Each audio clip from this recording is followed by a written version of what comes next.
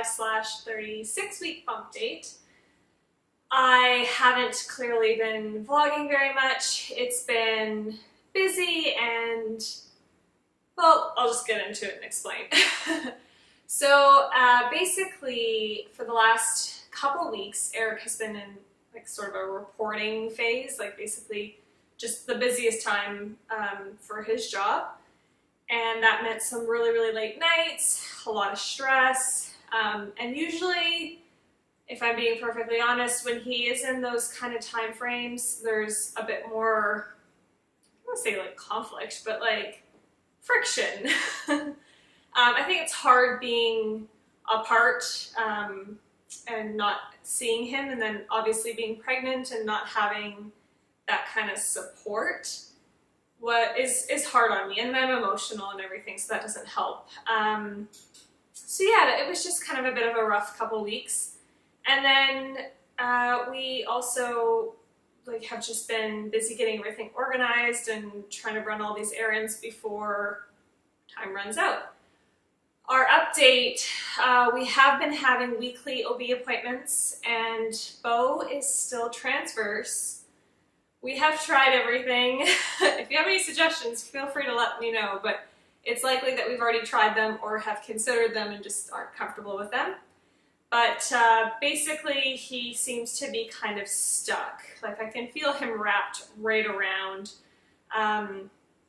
So yeah, we're not sure if he's going to flip at this point. Our OB has offered us a version, which I've done a little bit of research on, and I've spoken to others, and I just decided that it's something I'm not personally comfortable with. It can be successful about half of the time, but it does have some risks, and just for me, the risks the benefits or possibilities of him turning didn't really outweigh the risks for me personally. So anyways, that was just a decision we came to, and therefore we have our C-section scheduled for August 30th. Our due date is obviously September 3rd, so it's a few days ahead of our due date. And a lot of people maybe would want to at least have it scheduled after their due date, but because of our IVF and you know, the increase, there's some studies that show an increased risk of, you know, the placenta kind of like dying off earlier in IVF patients, and also his size and everything. He's very, very long. Anyways, I don't want to get into all the factors and bore you guys with that, but basically it just, in discussions, that was the date that kind of ended up being settled upon. So August 30th, 11 a.m. is sort of the scheduled time. We're hoping he flips on his own before then, but I have, you know, taken the last couple weeks to kind of just process the C-section procedure and talked to some friends of mine who've had C-sections and reached out to others in the community who've had them and just kind of educated myself on what that all means. And it's obviously not an ideal, but I'm very much at peace with it. If he does turn, I'll be thrilled, but I think I'm just kind of relaxing and letting whatever happens happen. And I think that's just really good for me mentally, emotionally, and like physically. Once we scheduled that C-section, I just felt sort of this like relief, just knowing that we had a plan. I think that I was feeling a little anxious, just wondering if he was going to flip, and then if he didn't flip, what did that mean? When would this take place? And all of those things. So what that does mean is that if we do go into labor, we will have to go straight to the hospital. We don't wait until like 511, which is like the contractions are 5 minutes apart, lasting for a minute for an hour. We would just go in as soon as sort of we thought that I was in labor. We'd obviously call our OB and just check. I have been having some Braxton Hicks or something going on for probably the last, I'd say, 4 days. Eric and I were out and about running errands, walking around, and one kind of spell took my breath away. Like I just had to stop walking, and every time I tried to walk, it got worse. And they say with Braxton Hicks, if you walk or do things, usually they should get better. And they weren't doing that, so we were getting a little concerned. But then once I ate and had some more water, and then they kind of settled down. It's really, really, really hot here in Texas right now. So like I think we were up to 110 with the humidity over the weekend. And obviously I'm drinking a ton of water, but no matter what, I mean, in that kind of heat, I think you get dehydrated. So that's really just our focus. Went to the pool, floated around. That felt really good to relieve a lot of the pressure that I've been experiencing. And because he is across, I get really uncomfortable quite often, and he's still kicking me in the cervix. So that's never fun either, but all worthwhile.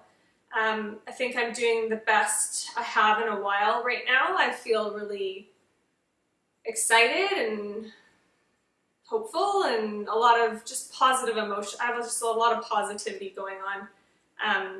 Obviously, I know I had some comments on my previous Bumpdate just saying, and one of them, she wrote something, I don't remember who it was. If you're watching this, sorry for calling you out, but she wrote sort of a very kind of,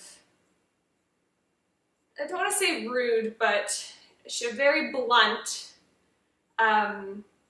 comment about how I was ungrateful and so many women would give anything to be in my position. So that hit me hard because I am incredibly, incredibly grateful to be in this position. I wouldn't trade it for anything in the world.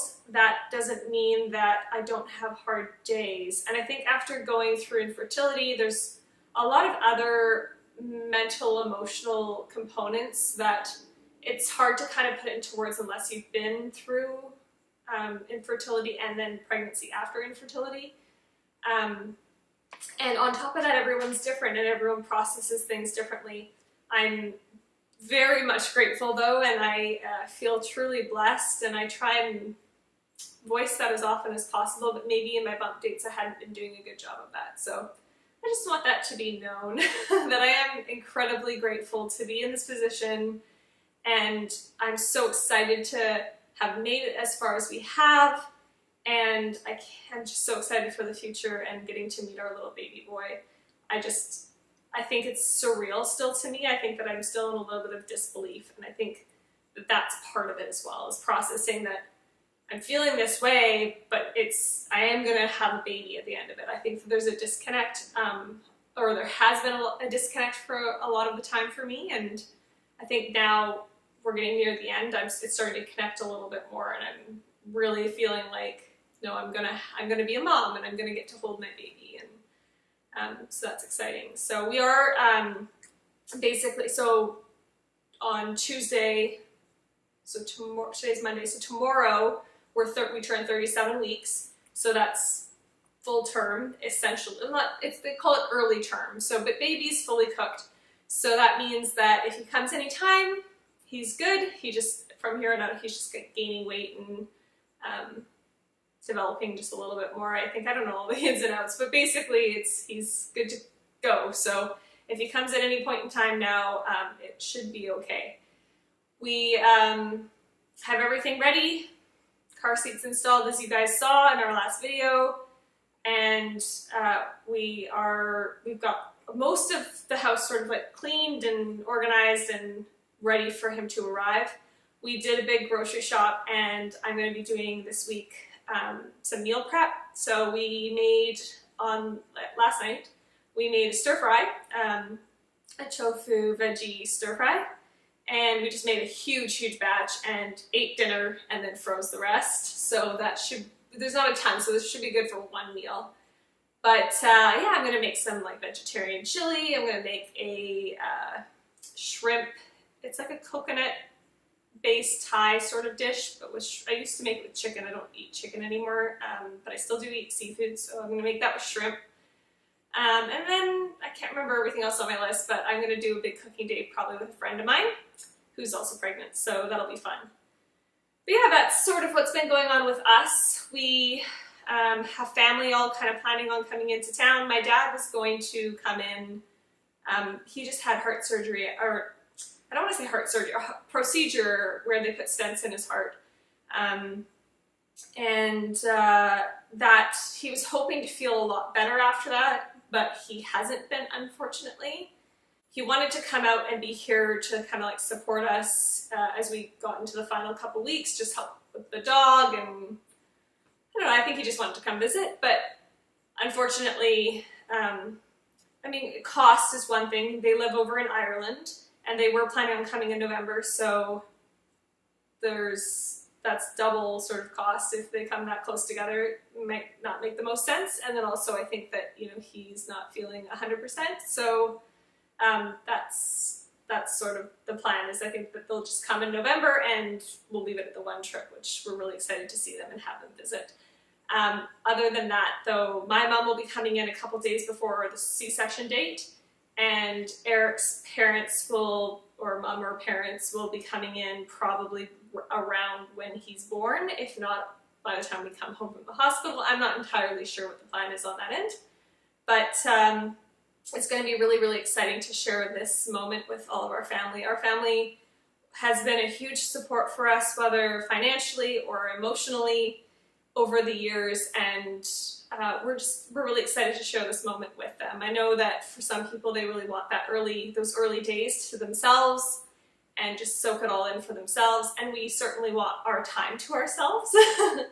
However, we're just really, really excited to share this with our entire family. So yeah, I just can't believe that we're basically just over 2 weeks away. So it's all getting very, very real. It's kind of like the 2-week wait when you're trying to get pregnant and you've got the 2-week wait window and to find out that you're pregnant. I feel like we're like in a 2-week wait to close out the pregnancy. So it's kind of, I don't know, it's kind of neat that way, but the countdown is on. I'm excited to share it with you guys. Obviously, if we're doing a C-section, don't know how much we're going to be able to film and do, but as much as we're able to capture, we're going to, and share that with you guys. So stay tuned. Thank you as always for watching and supporting this journey, and we'll see you next time. Bye guys.